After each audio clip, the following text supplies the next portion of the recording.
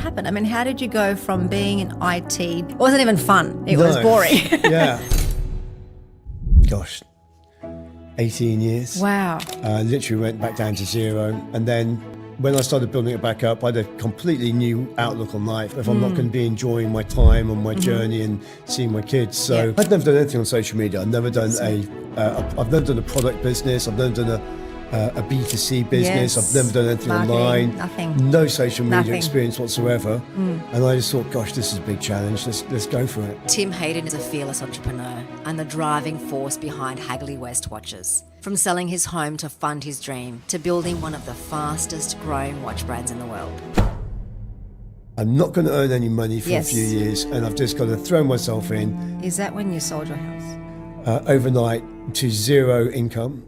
I said, I'm not going to grow a business, I'm going to grow a story. How can I grow a story? Through his journey, he's inspired millions, proving that with resilience, passion, and a relentless work ethic, anything is possible. I realised just how specific. I can't believe more people aren't doing this. Right. Okay, Tim, welcome. Welcome to Australia. Yeah, thank you. So it's not your first time here? No, second time, but it's been a bit of a gap since the last time I was here. And why such a gap? Well, I came over here last time to watch the cricket. And, cricket fan. Yeah, I'm a massive cricket fan, and the thing hasn't been going that well for England. There's no point coming back. Yeah. But no, I'm glad to be back. Wow, and the weather hasn't been, well, it's raining, which is standard weather for you, but not for us. But it's a nice day. It's beautiful outside today. Beautiful. I want to get started because you're growing the world's fastest growing watch brand. Fastest growing at the moment. Yeah. But, it's... the way it's going, it's going to continue, I feel. Hopefully. I think it will. That's the plan. That's the plan. Take me back, because when someone hears that, they're huge. I mean, thinking it's growing at such a fast rate, but people think, they look at you and think, oh, overnight success. It hasn't been overnight, has it though? No. When did you launch? Launched 7 years ago. 7 years. But I only came across you, a year ago, I think it was, or maybe even less. And yeah. Well, that's the thing about overnight success, isn't exactly. it? It's 7 years of hard grind. Exactly. And then it's only overnight success for those people who first find you. Yeah. So what happened? So in 2017, what were you doing at that point? Were you working for yourself? Were you working for someone else? Talk me through how you decided to start a watch brand. Well, I was semi-retired. I got into my 40s, been an entrepreneur since 30. I got into my 40s, my kids were getting a little bit bigger, so I wanted to spend time with them.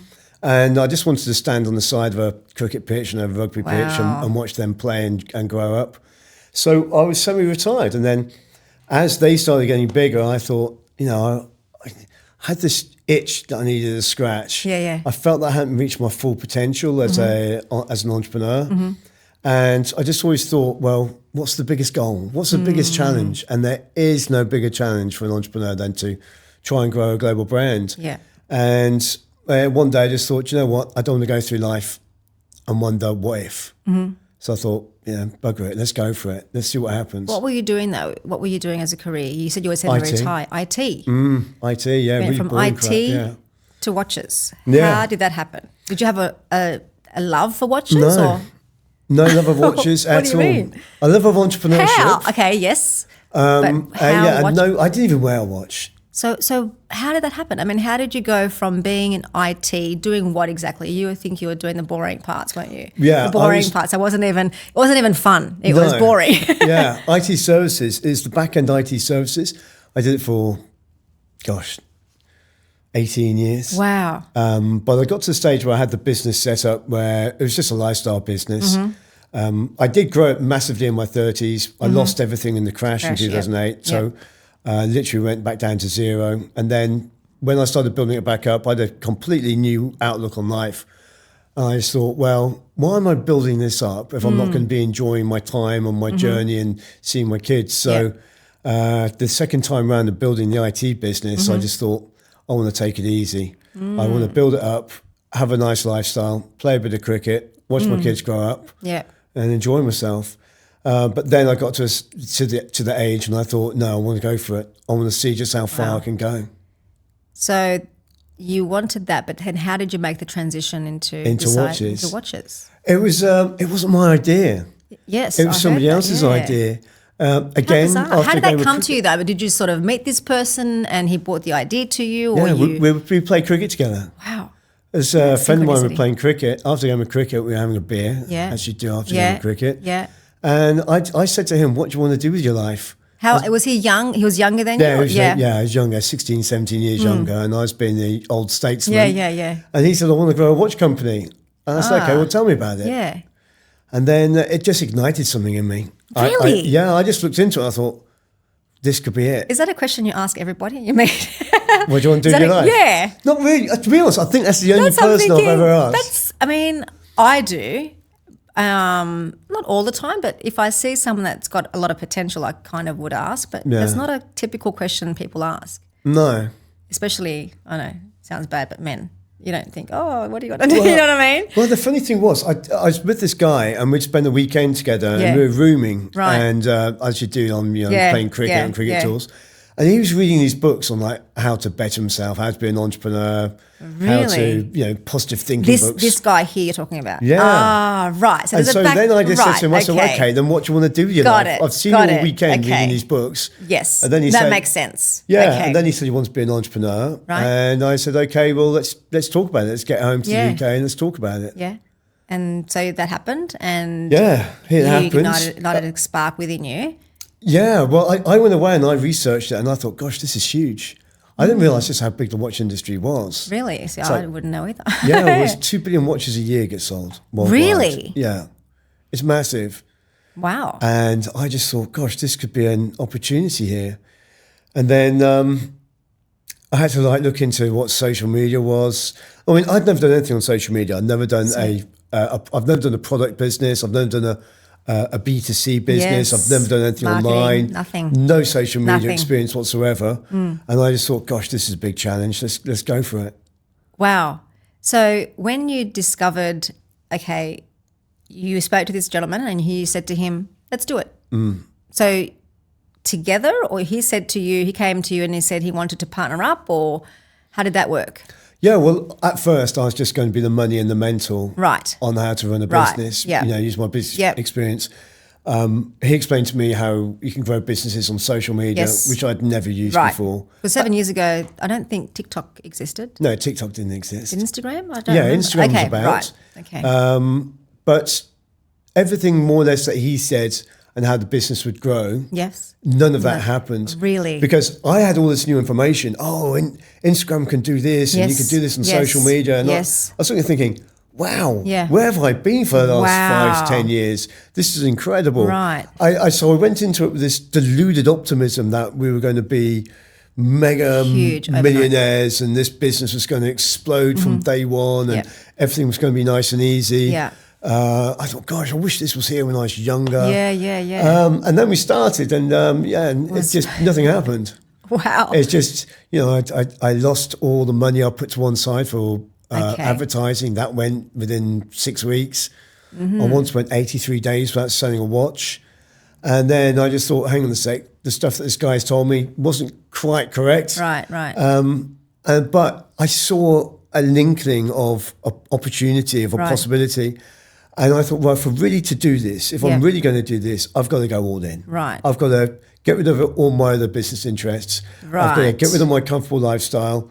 I'm not going to earn any money for a few years. And I've just got to throw myself in and just give it my all. Is that when you sold your house? Yeah, well, that was a decision. That wasn't quite. I made that decision in 2018 to go all in. Right, so a year later. Yeah, about 18 months in, I decided I'd seen enough to decide I could do it. But that point, I thought, right, I knew how much money I had. I knew how much money I was going to need. It got expensive. How did you estimate that though? Well, based on what happened, it was only like a year into the business. Yeah, but I mean, I knew what my outgoings were and what I needed to earn. Got it. Okay. I needed what I needed for my kids, for my mortgage, for my bills, for my car, and all those kind of things. And so I knew that I had a couple of years, and then I knew I was going to have to sell my house. So I knew I was going to run out of money.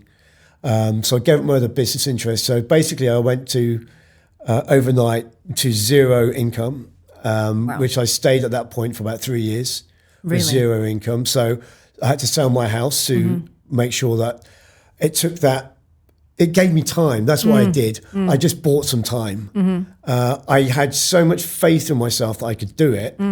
I backed myself 100%. And I just put myself with my back against the wall and thought, well, there's only one way to go now. At this point, though, when you sold your house, were you solo in the business, or were you with him in the business? No, he'd gone. He had gone. Yeah, he'd gone. So in a space of a year, you went from someone being a mentor and someone who funds the business to being the only person in the business. Yeah.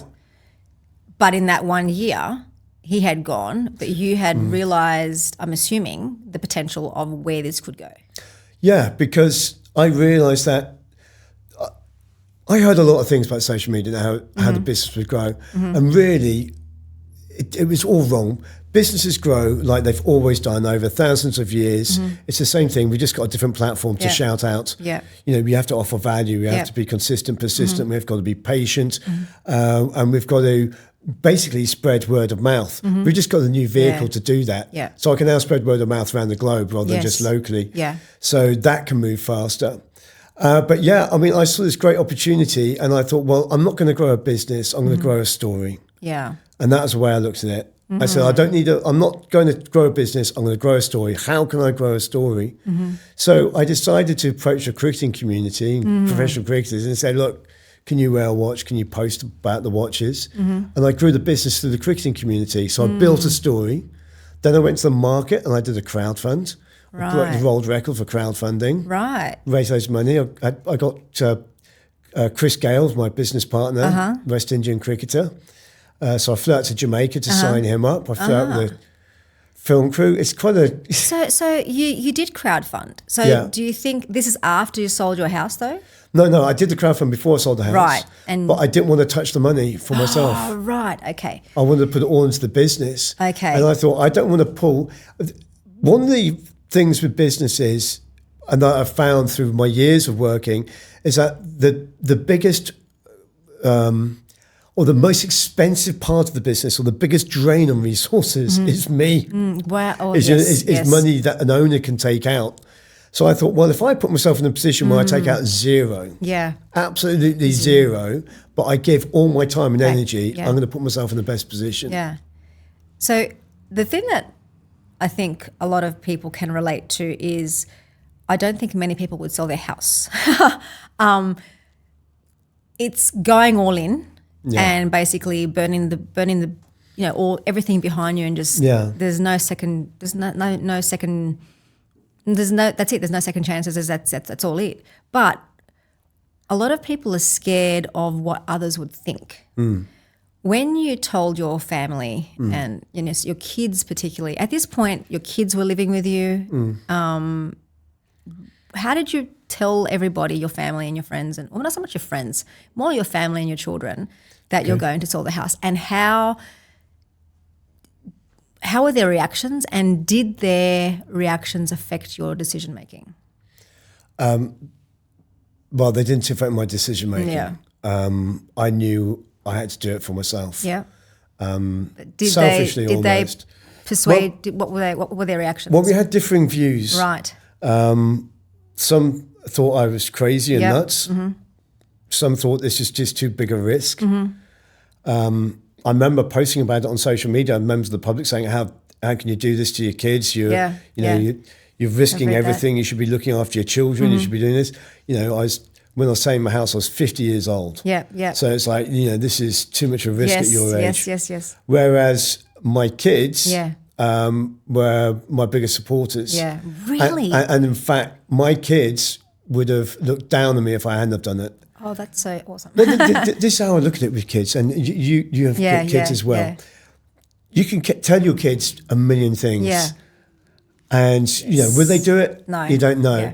But the one thing with me is, and the way I look at it is that I just want to say to my kids, go out, follow your dreams, give it everything, just go for it. Yeah. Don't live with any fear. Yeah. Now, I can't say that to my kids if I don't do that 100%. Myself.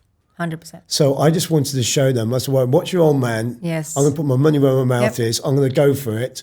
And hopefully inspire you to move forward as well. I can completely relate. So my kids, luckily enough, have got the same mentality as me. Beautiful. And they're 100% back me.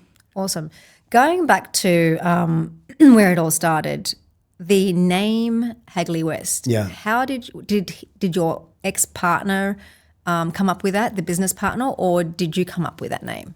I came up with the name. And how did you come up with that name?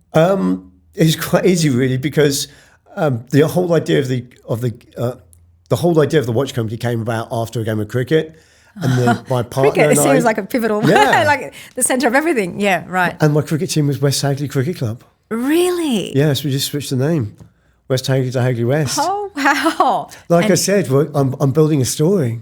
Wow. You see, a lot of people do this in business. I think they get it completely wrong. They try and think of a name for business that's cool. Yeah. They try and think, well, what's the meaning behind it? Yes, is there a story behind it? Is there anything behind it? Yeah. No. It's just, I just chose this because it sounds cool. Wow. Well, no one can relate to that. Yeah, no, which is true. You know? And you know, it blows me away that you went from IT knowing nothing about watches to then, deciding this is the name, but you don't know where to source these watches, how to get them manufactured. You don't know anything. How did you go about that? Google. Really? See, there's that. You are kidding. No, I do. And this is the advice I give to every single person that comes on my lives.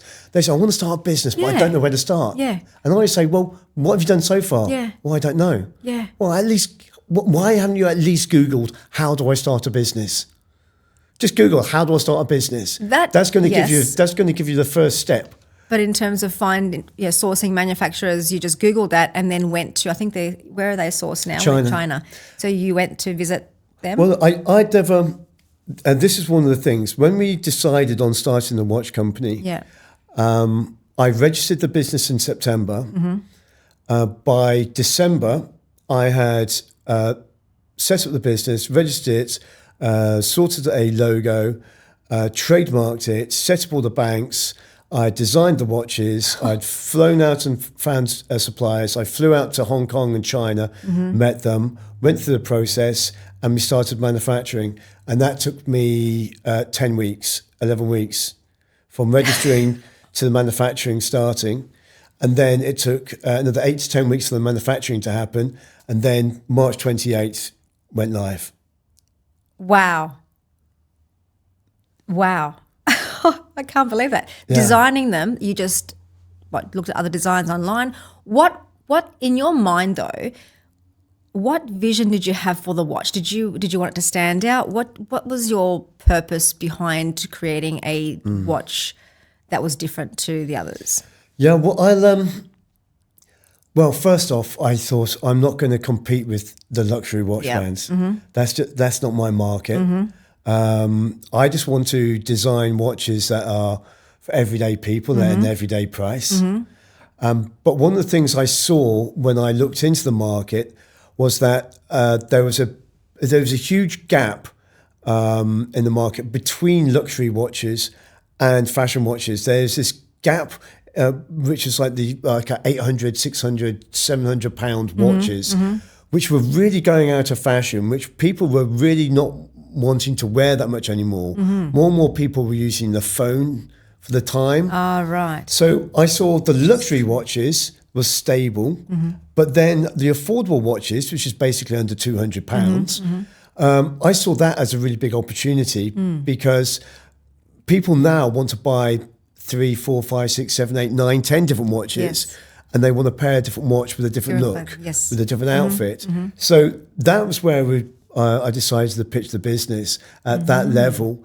But then we wanted to make the watches of a good enough quality that people wanted to come back and buy more. Right. So they had to stand up quality wise. So you've got the watches in your hand. You went live on 28th of March, 2017. You went live on Facebook? Went live, did it on the Facebook Live. Yes. Yeah. And you still didn't know what you're doing. You just went live. You're thinking, I'll just try this out. Yeah. Sold 6 watches in the first 5 minutes. I thought, God, this is easy. Amazing, and then didn't sell another watch for 6 weeks.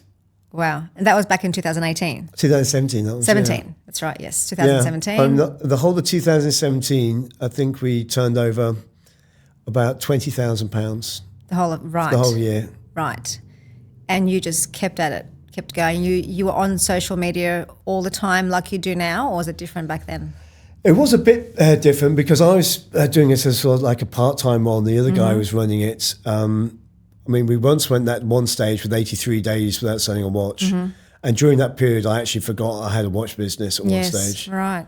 I remember coming downstairs and I remember just making breakfast and I thought, oh, hang on, how the watch is doing? Really? Yeah. I just... Had you lost your spark, or were you just... Well, it's because I thought I'd just be an investor, drop in some money. Yes. And I set up the business. I gave it to this guy to run. He was doing social media, and I thought, I can just sort of sit back, put my feet up, and watch the money come in. And then it didn't happen. How did he get out of the business? Did he just say, I don't want to do this anymore, or? Yeah, we came to a mutual decision. And then is that the point where you said, okay, I'm all in, I'm going to do social media my way? It was just a bit before that, actually. When I did the Crowd Cube end of 2019. So from 2018 to 2019, I spent 12 months building the story. Right. And then I went to the market with this funding opportunity. Right. I got it fully funded. We then had the money. COVID hit. But as COVID hit, TikTok came out. So I went on TikTok. And just as we were going to relaunch business, so as you see it now, how you see it online, how it looks, that was actually June 2020. So we're just coming up to 4 years of it's in its new, because when the business was first set up, there's loads of things I wanted to change. It wasn't quite how I wanted it. We spoke earlier about how you got your vision. Exactly. I want it my way. I've got to have it. When you have somebody else there, they deter you from that. Correct. So the second life was, right, I'm going to do it my way. Yes. I'm going to have it set up my way. We're going to do social media my way. The marketing, the look, the watch designs, everything is, I'm going to run the show. And that was June 2020. So we're just coming up to 4 years now. And is that when you created the Find Tim Challenge? No. How did that come about? Oh gosh, that was just an idea. I started getting bigger on social media. Because I just started telling my story and documenting my journey. And then I did the thing, I thought, well, I'm going to hand deliver the watches. Yes. You know, we're not saying that many. I'm going to thank my customers. So it's going back to the old-fashioned roots of business, where you go out and meet your customers, shake them by your hand, and say, thank you very much for keeping a roof over my head. So I'd surprise people. I'd knock on their door and say, here's your watch. And they go, oh my God. And I hand deliver the watch. You don't see that these days. Exactly. So it was different. Yeah, and then I did and then I thought, gosh, that goes well. I did a live one day and I said, right, everyone who buys a watch on this live in the next hour, I will personally hand deliver the watch, every single one. Yeah. And I sold 67 watches. Yeah. I couldn't believe it. I never sold so many watches. I sold more in that hour than probably the rest of the year combined. Wow. And then I thought, right, I've got to hand deliver 67 watches across the UK. Yeah. So I had to drive 3,600 miles. Okay.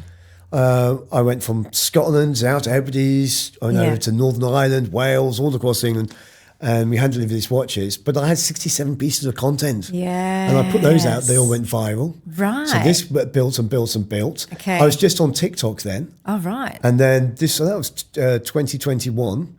So I'd sold the house by then. Got it. And so I'd moved to a new area as well. I had zero distractions and I was just fully on it. Right. And when you say about, burning your bridges, I was waking up every day going, I've got to do this or else. Yeah, yeah.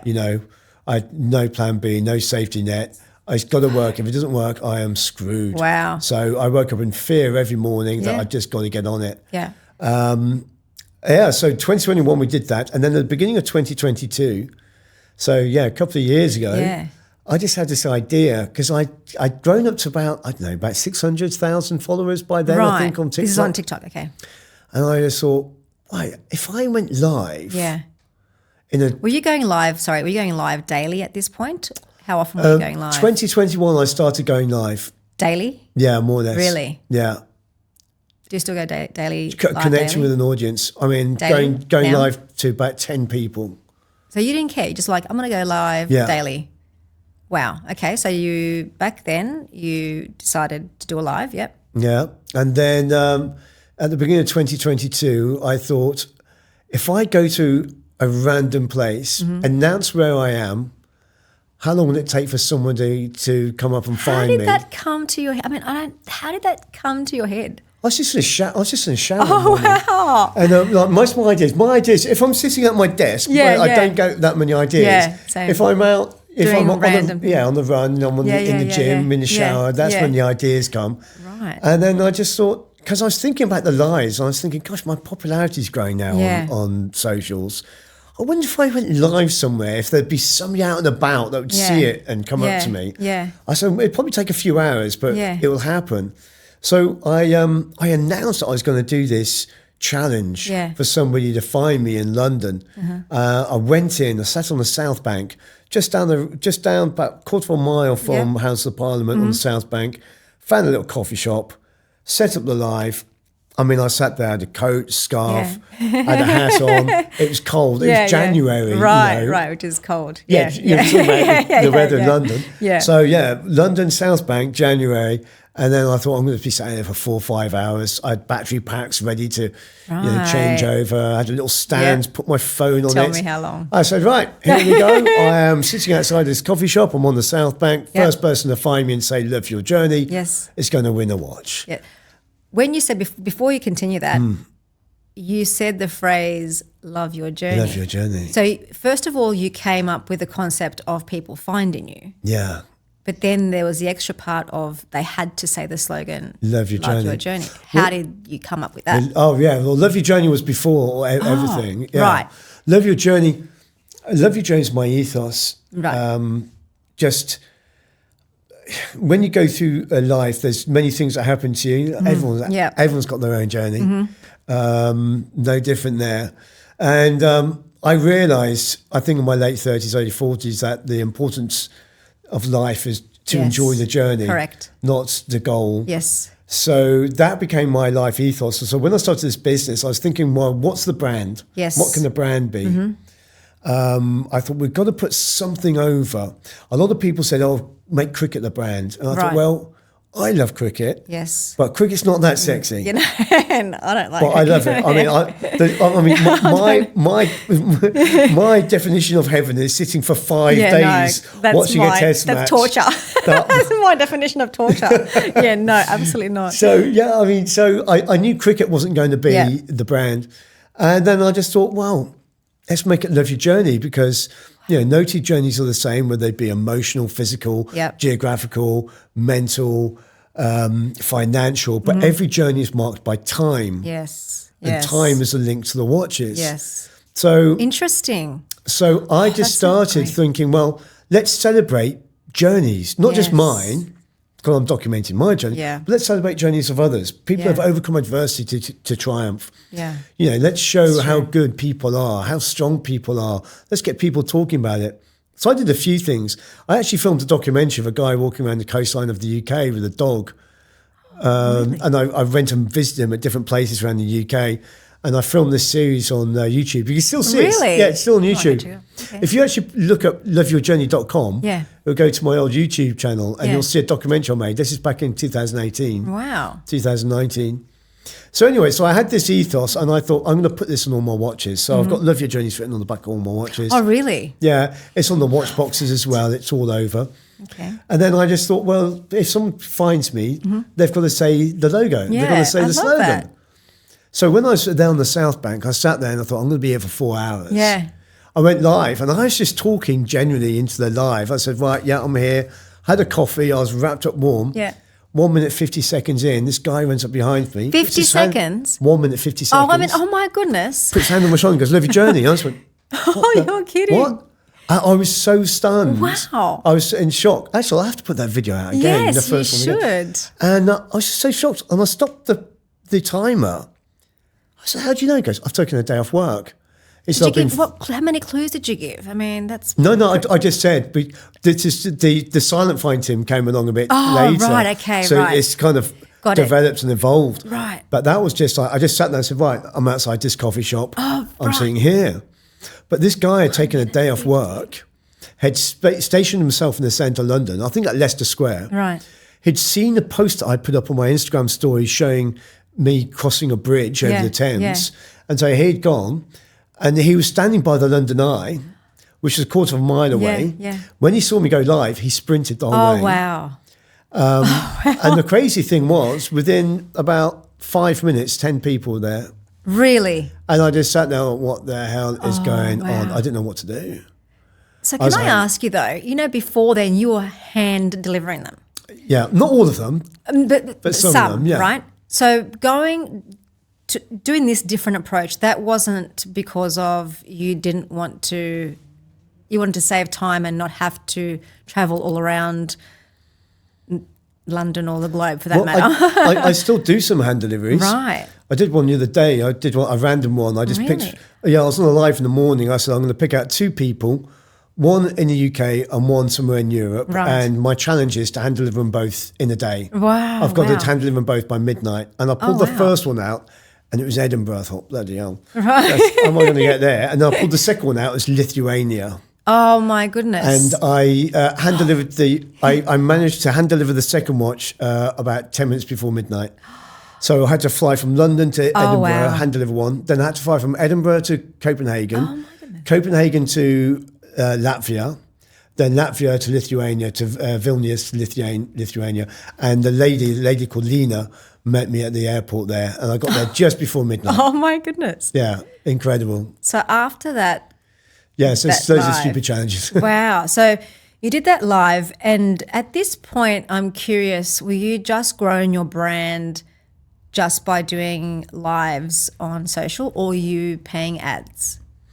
No, not much money going into paying ads. There's a few, but not much. Had you done that before? I think you had, and you wasted all your money, I think. Well, the thing with ads on socials is that, one, they're becoming less and less effective all the time. They were effective some years ago. But they're only effective as part of an overall marketing strategy. Right. They can't be used on their own. The other thing is as well, people don't buy products, they buy brand. Yes. They buy brand. Yeah. So even when we do adverts, and I haven't run an advert for quite a while, and we will do it at certain points of the year, but they'll be all around the brand, all about. But I mean, I get around about 40 to 50 million views a month on social. Really? Yeah. So imagine if you paid for that. You wouldn't be able to afford it. Yeah. Yeah, I'm getting it all for free. Wow. So all my money, instead of spending it on advertising it, I'm spending it on marketing. So like we're coming here to Australia for a month. So you're here for a month. That's right. Yeah, we're here for a month. There's a team of 4 of us out here. So I'm putting my money into developing that. So I'm producing content. I don't have to pay for ads. I'm meeting my customer base. I'm increasing my customer base.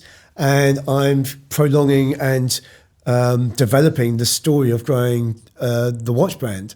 And that's what people are invested in.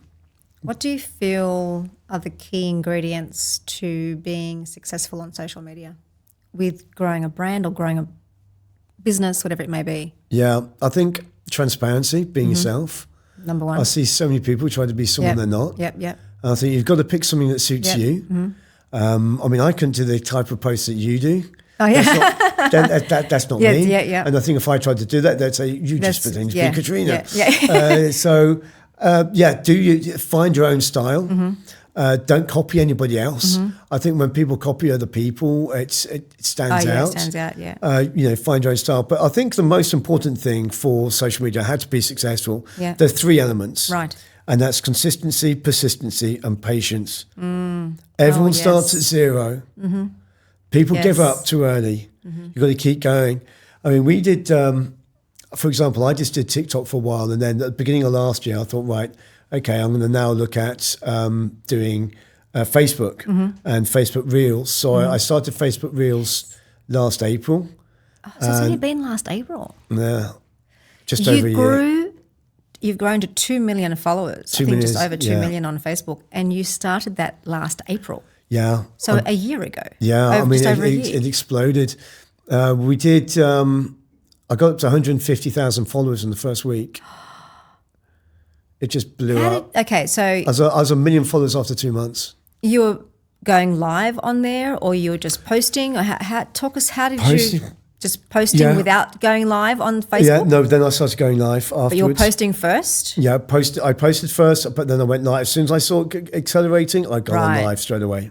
Okay. And at this point, you're on Facebook, TikTok, and Instagram? Well, yeah, I just started pushing the Instagram at the beginning of 2022. But what I did was I put over my story. That's how I connected with the audience. I said, look, this is what I'm doing. I'm not going to tell you what to do. Yes. I'm not offering you advice. Yes. I'm just showing you what I'm doing. Yes. If you want to follow, if you want to be inspired by it, right. if you want, a lot of people want to see me fail as well. A lot of people follow me for that reason. Yeah. But the vast majority want to see if I can succeed. Yeah. Because they're thinking, well, hang on a sec, this guy's saying he's going to do it. Yeah. Saying he wants to try and do it, Yeah. but he hasn't done it yet. He's Yeah. actually going through the process. Yeah. So there are not many people doing that. There are not many people doing that because I started documenting this journey when I was on zero. Wow. And At the moment with social media, is there one platform that you feel is your strongest in terms of views or feedback? do you know what? It flicks from one to another. It's Really? very rarely that all platforms fire at the same time. Really? Yeah, it ebbs and flows. TikTok was obviously massive for us. Facebook last year went Still huge. is or not, TikTok? Yeah, TikTok still does well. It's changed. The algorithm keeps on changing. Right. It's very regional specific as well. So Really? yeah, this is why I go. Really? This is another reason for me going around everywhere. Interesting. Let me give you a stat. I've been here 24 hours. I saw your thing. You said, you Yeah. want to see the algorithm, right? Yeah, Australia is now, in the last 24 hours, is the second biggest territory in the world for buying watches in the last 24 hours. We sold more watches in Australia in the last 24 hours than the UK. What? Yeah, I've only been in 24 hours.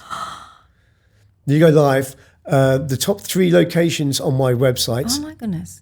since I started posting that's going to Australia. The top 3 locations are Melbourne, blown away. Brisbane, and Sydney. So you went live on all platforms? Yeah. Do you go live at the same time? Yeah. You do. So you Yeah. just put the cameras up and you go live at the same time and you just watch what happens. Wow.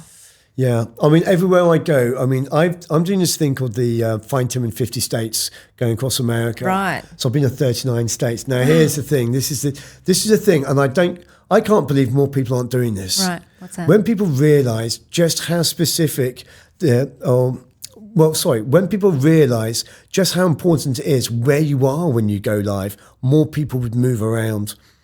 Because every state I go to in America, when I'm there, it becomes the number 1 buying state in Really? the country. Okay. I went to Alaska. When I was in Alaska was out buying the UK. What? Alaska. I was in Toronto 2 weeks ago.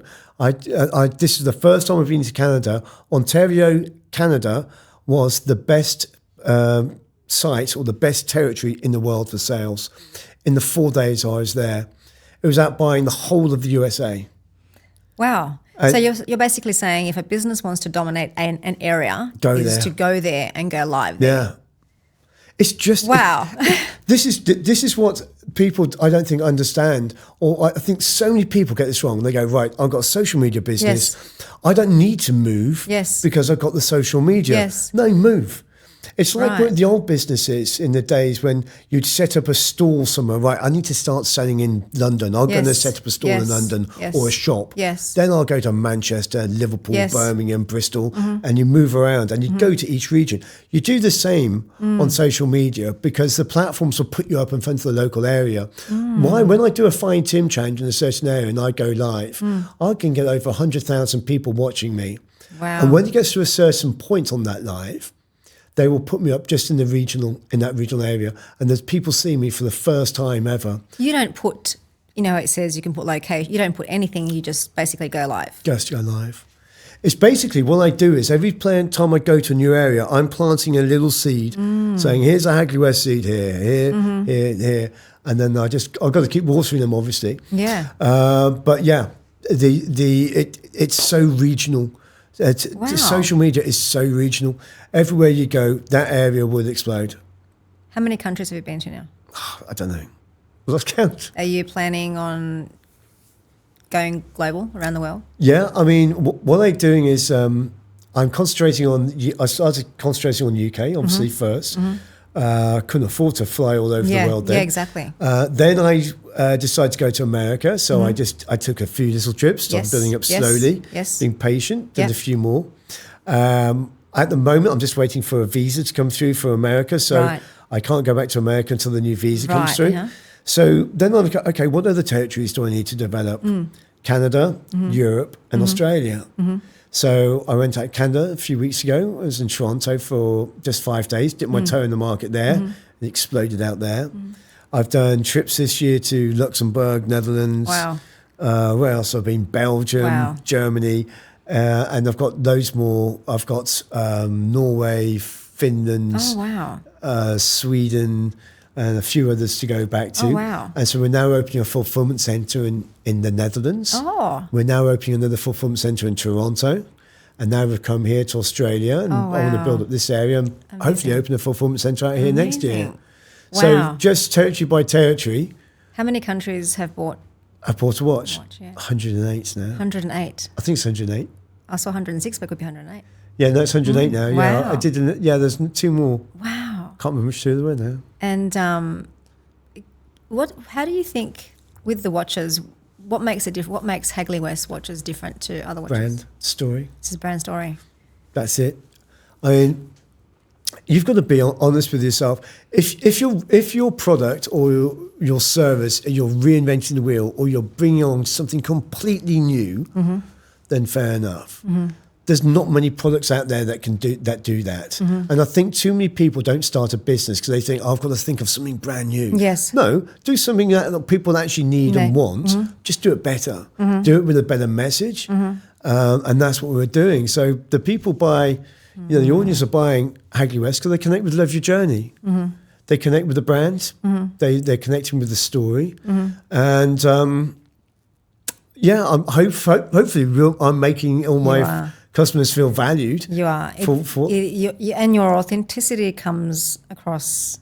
You're completely authentic. How you are on social is how you are in your life. But I think that's what makes the brand so personable. It's because you are so authentic. Your vision, your grand vision, when you first decided, okay, I'm going all in on this, did you have a grand vision of where you wanted to take this brand? I just wanted to make it the biggest brand in the world, which is probably impossible to do in my lifetime. Why do you say that? Well, could we overtake Coca-Cola as a brand? Watch brand? No, a brand. Oh, right. Any Got brand. You said, right. You see, I don't. It's funny actually. There's a couple of things there. So I think to myself, right? How can I make Hagley West the biggest brand in the world? Not just the biggest watch brand, the biggest brand. Right. Now, as I said, I don't think that's possible in my lifetime. I've started this a bit late, but I'm going to enjoy the process of trying to go there. You're right. So there is no end goal for me. You're right. It's just an ongoing process. Yeah. So I have an ultimate purpose that I want to achieve. Which is? And I'm going to try and do that. What is your ultimate purpose? Well, the biggest brand in the world. Right. You, with everyone's like, you selling all these watches is through word of mouth. It's growing at such a rapid pace, the word of mouth. Do you think, with your growth on social, with word of mouth, do you feel that while you're on this planet, you will see this brand be amongst the top 4 or 5? I think in our field, yes, I really do. I feel that too. I really do. I think it will. But the word of mouth thing is, can I just mention a bit about that? Can I just tell you a bit about what I think about that? Absolutely. Because I think that's such an important thing. And again, it's another thing which people don't see or don't do in business. I think a lot of people miss this out. Word of mouth is the most important tool to grow a business. Always has been, always will be. So as a business person, and you asked me about the fine-tune challenges and the hand deliveries and those challenges going to Lithuania, doing those things in life. Why am I doing all this? Well, my idea is, the way I look at business is, how am I encouraging word of mouth? Yes. What am I doing right now to Yes. encourage Bill walking down the street to be talking about Right. Tim Hayden, Hagley West, Love Your Journey? So when I want Bill, if he buys a watch at the weekend and he walks into the office on a Monday Yes. and someone says, oh, Bill, you got a new watch. Yeah. Instead of Bill going, oh, yeah, I have. Yeah. I want him to say, oh, yeah, I've got this. There's this guy on social media. He Yes. hand delivered a watch the other day to Lithuania. He's now in Australia. He sold his house. Yes. He was in the Arctic Circle Sorry. and he was found in 10 minutes. Someone ran up to him saying, Love Your Journey, have you seen this video? Look at this video. Look at this one. Look Yeah. what I'm doing. That's what I'm doing. I'm just encouraging people to talk about me. And really, that's what people should be doing if they wanted to grow their business or brand. Absolutely. Word of mouth. Absolutely. What are you doing right now to encourage word of mouth? I think it's the most important thing in business. Wow. Do you ever want to sell the company? No. So you, That's the easiest question I've ever had to answer. wow. Okay. I'm not in this for financial gain, for my own personal. I mean, obviously, I want the finance of the business to improve because I can want to buy more things. Yes. I've had no ambition whatsoever to sell this business. At the moment, though, you're putting a lot of hours in this business. Yeah. Will there come a point, do you think there will be a point that you want to remove yourself from the business and let someone else sort of take over, or Yeah. not do not put as much work, not work, but hours into the I business understand. as, Yeah, I think I'm the type of person that will always need to do something. yeah. I'm not the kind of person who can That just sort of sit back and do nothing. Okay. However, with the business, the other thing is I'm looking to make myself redundant from every role I have. Right. That's my aim as an entrepreneur, to Right. make myself redundant. Right. So as soon as I sell more, earn more money, Yes. get more, turnover increases, Yes. I'm always looking at, right, what other role can I get rid of? Right. Outsource. Right, I'll get Yeah. rid of videography, I'll get rid of editing, Yes. I'll get rid of the driving, I'll get rid of marketing, I'll get Yes. rid of fulfillment, I'll get rid of... So I'm always looking Yeah. to do that. So already, and that's how you grow as a business. Yes, correct. So I've handed off quite a lot. There's still a lot I need to get rid of. And at the end of the day, I'm just going to be... I think I'll always keep my finger in on the marketing because yeah. I love that. But I think the design of the watches, I'll hand that off Yeah. to somebody else. Right. The operations have more or less handed off to somebody else now. Right. And I'll just be the front guy, Doing basically. what you love. Meeting people. Yeah. Because I did some research saying you love meeting people and you Love it. love... Yeah. I think I heard that you say that if there's one thing that you wish you could do for the rest of your life is just meeting people. Yeah. So you love that. That's amazing. I, as a parent myself, how do you want to, I know you mentioned before that you want to inspire your kids. What part, by doing what you're doing now, how do you think your journey, because kids learn through what they see, not what you tell them. What would you want them to take away from your journey after you leave this earth? To never give up. To never give up. Never give up. Follow your dreams. And not give a damn about what everyone else thinks. Yeah. No one knows what's going through your head. You know, it's... I get a lot of comments on social media. I get a lot of stuff going back. No one really understands, you know, what's going on. No one knows what's going on through my mind. No one knows what's going on in the business. You have to ignore that kind of feedback, both negative and the positive, because they could both be detrimental to you. But yeah, don't give a damn what anyone else thinks. Follow your dreams and never give up. And again, as a parent, is there one thing that what would you want your kids to say about you after you leave this earth, about your journey?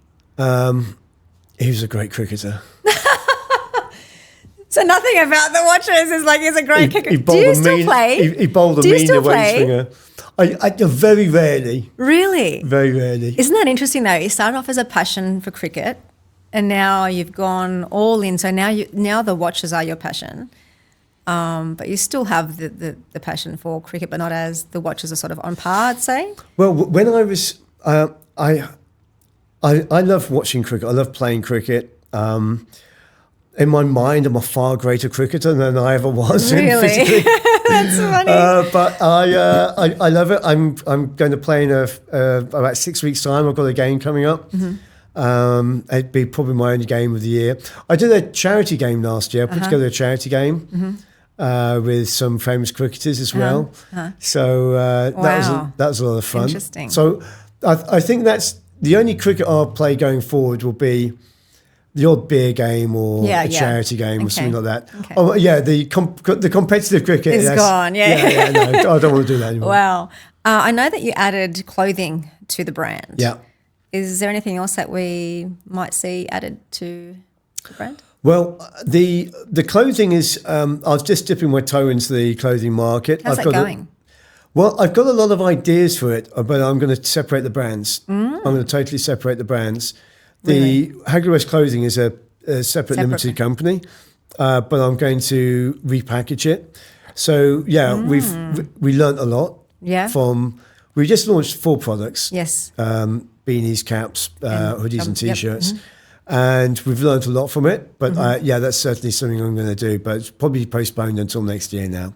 Wow. For different products for Hagley West watches, there might be things like sunglasses and a few little accessories, but at the moment I'm going to continually focus on watches only. Last question. I know that you have a tattoo Yes. of a Superman symbol. Superman logo, But it's just not just that, is it? Can you explain to everybody how that came about? Why you end up you've only got one tattoo. One tattoo only, yeah. And what's the meaning behind that? Well, I'm a big David Bowie fan. And there's a lyric on a song from my favourite album that always stuck in my mind. And it became a bit of an ethos when I was younger as well, of always being the best person that you can possibly be. Yeah. And the lyric is off the song Quicksand, off the Hunky Dory album. And it goes, I'm not a prophet or a Stone Age man. Yeah. I'm just a mortal with potential of a Superman. Yeah. And that stuck with me when I was younger. I had the Superman logo put on my shoulder as a constant reminder that I'm capable of anything I put my mind to. Yeah, and that refers to everybody. Yeah. That's, I think, a slogan that it's a reminder to every single person that they are Superman as long as they keep on pursuing their dreams. What would you tell the person out there wanting to pursue their dreams but they're scared? What would you say to them? Good. Good. If you're not scared by your dream, it's not a big enough dream. Interesting. And first steps? It's just first step. Just take the first step. Go for it. Do you know what? I'm pretty blunt. I'm to the point on this. I'm not very poetic about it. But if you're not going to, no one's going to take that first step for you. Yeah, it's true. There's no excuses. Yeah, just go for it. No excuse. There's literally no excuses in this day and age with so much information at your hands, at your disposal, at your fingertips. You have got a single excuse for not starting something you want to do. And I think you're a perfect example of what's possible. Yeah. Starting from scratch to where you are now. I'm so excited to watch your journey unfold even more. Thank you. And watch how you go in Australia, really, for the next month. It's going to be interesting. It's going to be fun. It's going to be interesting. And take over the world. I'm very excited. Tim, it's been an absolute pleasure. Thank you so much for your time. And I look forward to connecting with you more over your journey. Thank you very much. Thanks for having me. Thank you.